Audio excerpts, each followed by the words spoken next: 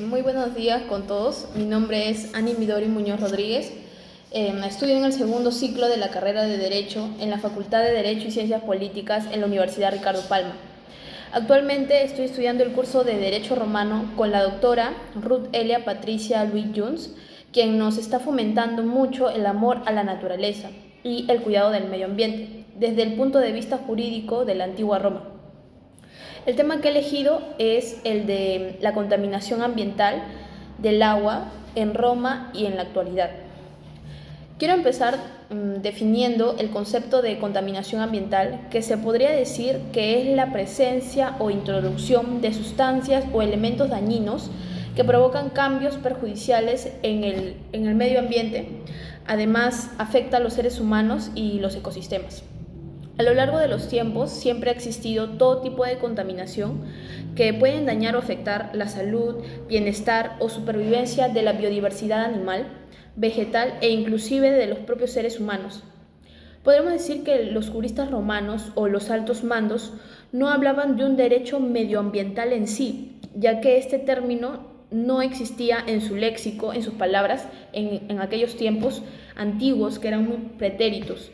Pero es sumamente cierto que en el derecho romano había siempre una preocupación por el medio ambiente, por su cuidado, por los efectos nocivos que dejaba el dañar nuestros ecosistemas. Había mucha preocupación por las distancias que debía de haber en las construcciones, por el medio ambiente en general. Una de las primeras pruebas de la antigüedad a la que podemos hacer referencia es la ley de las 12 tablas, donde se regulaban una serie de actos para poder eludir que se dañase el medio ambiente. Por ejemplo, en la tabla 1 se nos explicaba que estaba restringido la quema de cadáveres en el interior de la ciudad, por lo que nosotros podemos deducir que el tema de la salubridad era muy importante, ya que querían evitar el humo contaminante que se producía. Estas normas que existían sobre el medio ambiente se tenía muy en cuenta el tema de los recursos naturales, por lo que podemos deducir es que si se protegían los recursos naturales era porque los propios romanos se beneficiaban de ello, y a causa de ese interés es que paralelamente se protegía el medio ambiente.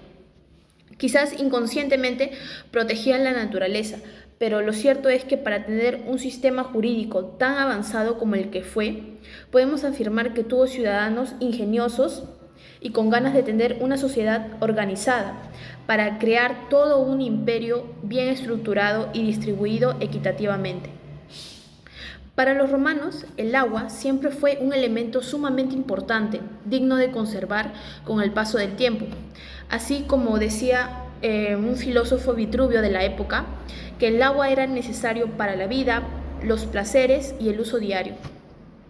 Como bien sabemos, para nosotros estar sanos debemos de tomar mucha agua que nos purifique nuestro organismo. Los placeres lo podemos comprender como poder nadar en el agua, bañarnos o tener ropa limpia y aseada. Y el uso diario, como por ejemplo para utilizar el agua para cocinar, lavar, entre otras tareas del hogar. Y para nadie es un secreto también que Roma vivía en un contexto donde las guerras eran sumamente frecuentes, ya sea por el honor o por la dominación de territorios vecinos. Es por ello que una de las causas principales de contaminación del agua en esas épocas eran estas guerras, ya que los ríos o fuentes de agua se contaminaban por la sangre de los cadáveres que eran arrojados o morían cerca de la zona. Ya me imagino el olor nauseabundo que tenían que soportar los vecinos que se perjudicaban por esas situaciones.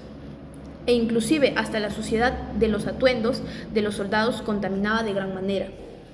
Otra de las grandes causas eran los sacrificios de animales que se realizaban a orillas de los ríos. Es por ello que Plinio recomendaba a todos los habitantes, romanos obviamente, que hirvieran el agua para poder evitar cualquier tipo de enfermedades infecciosas que afecten la salud de los ciudadanos.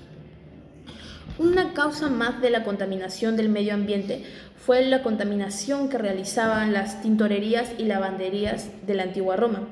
Las ropas se lavaban a orillas de los ríos o en los lavaderos públicos que perjudicaban a todos los ciudadanos. Los vecinos eran los que tenían que soportar que la suciedad y los químicos que utilizaban para lavar estas prendas pasen por sus casas, ya que todas las tuberías de las zonas estaban conectadas. El agua era propiedad del Estado y solo algunos particulares podían tener el lujo de tener agua en sus casas, en sus propiedades. Pero con el tiempo esto cambió, ya que la sociedad siempre evoluciona y se pudo otorgar el uso del agua a muchas personas. Había un ingeniero de la época, su nombre era Sergio Orate, consiguió que las termas tuvieran agua caliente. Vitruvio, con el paso del tiempo, estudió el sistema, lo perfeccionó y cambió el plomo, que era un material que se usaba comúnmente en Roma, por terracota, que era como una especie de arcilla cocida a bajas temperaturas, que no era dañina para la salud. Así como en la actualidad, que en nuestro país el control del agua lo tiene Sedapal, una empresa que se encarga de distribuir el agua y se nos cobra por ese servicio. En la antigua Roma también pagaban como un impuesto que en esos tiempos se le llamaba concesión, donde el Estado otorgaba a un grupo determinado de personas que puedan plantear proyectos, planear y ejecutar todos los mecanismos para poder llevar agua ordenadamente a cada región. Estas concesiones se le pagaban al fisco. Los ríos eran vigilados por el curador quorum, quienes cuidaban de que no se utilizara el agua de manera desmedida y solo lo justo.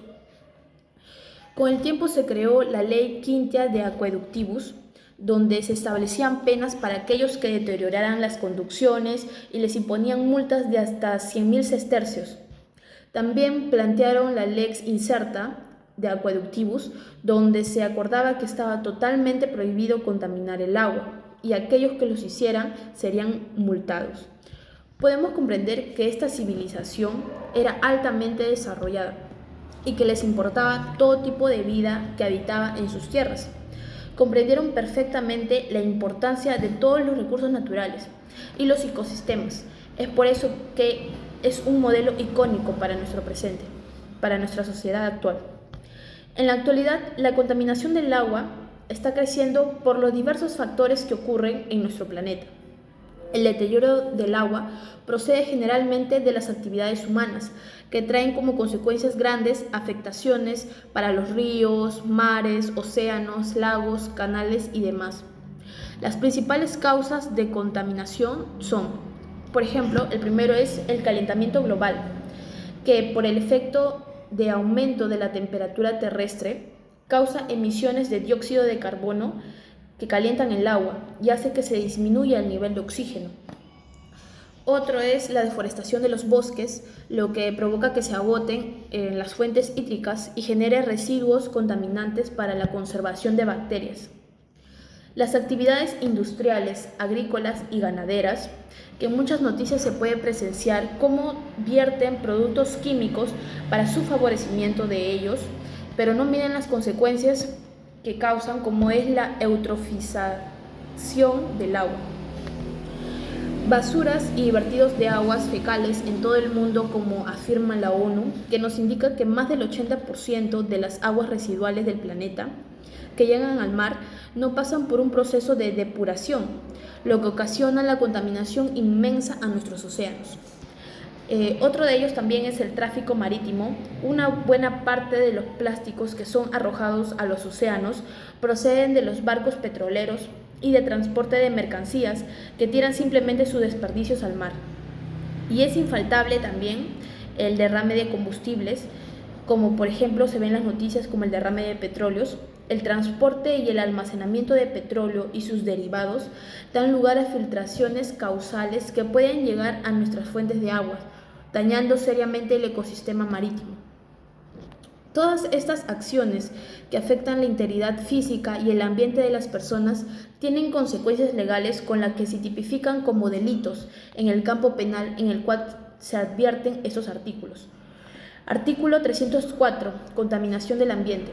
El que, infringiendo leyes, reglamentos o límites máximos permisibles, provoque o realice descargas, emisiones de gases tóxicos, emisiones de ruido, filtraciones, vertimientos o radiaciones contaminantes en la atmósfera, el suelo, el subsuelo, las aguas terrestres, marítimas o subterráneas, que cause o que pueda causar perjuicio, alteración o daño grave al ambiente o sus componentes, la calidad ambiental o la salud ambiental, será reprimido con pena privativa de la libertad, no menor de 4 años ni mayor de 6 años, y con 100 a 600 días de multa.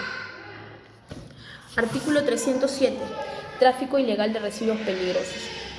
El que ingrese ilegalmente al territorio nacional, use, emplee, coloque, traslade o disponga sin la debida autorización residuos o desechos tóxicos o peligrosos para el ambiente resultantes de un proceso de producción, extracción, transformación, utilización o consumo, será reprimido con pena privativa de su libertad no menor de 4 años ni mayor de 6 años y con 300 a 400 días de multa. El artículo 307b. Formas agravadas. La pena será no menor de 8 años ni mayor de 10 años y con 300 a 1000 días de multa, cuando el delito previsto en el anterior artículo se comete en cualquiera de los siguientes supuestos: en zonas no permitidas para el desarrollo de actividad minera; 2. En áreas naturales protegidas o en tierras de comunidades nativas, campesinas o indígenas; 3. Utilizando drogas, artefactos u otros instrumentos similares. 4. Si el agente emplea instrumentos u objetos capaces de poner en peligro la vida, la salud o el patrimonio de las personas. 5. Si se afecta a sistemas de irrigación o aguas destinadas al consumo humano. 6. Si el agente se aprovecha de su condición de funcionario o servidor público. Y 7. Si el agente emplea para la comisión del delito a menores de edad u otra persona imputable. Como estos, hay muchos artículos en nuestro Código Penal peruano que protegen nuestros derechos y la preservación de nuestros ecosistemas. En conclusión, el sistema jurídico romano ha sido un gran modelo y ejemplo para nuestro sistema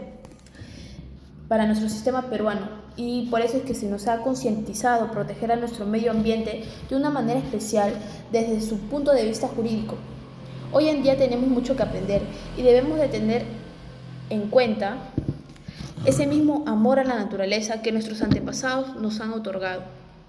Me parece que esta sociedad ha tenido mucho ingenio y han estado adelantados a su época para tener conciencia de la protección de la diversidad del medio ambiente. Y nosotros podemos seguir su legado siguiendo algunas recomendaciones como las de evitar tener duchas prolongadas para no hacer uso innecesario del agua, depurar las aguas residuales de una manera correcta para posteriormente utilizarla para el regadío de las plantas.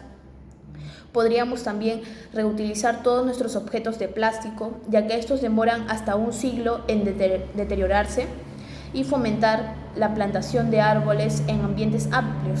Y lo más importante, tratar de ahorrar de todas las maneras posibles el agua. Muchas gracias.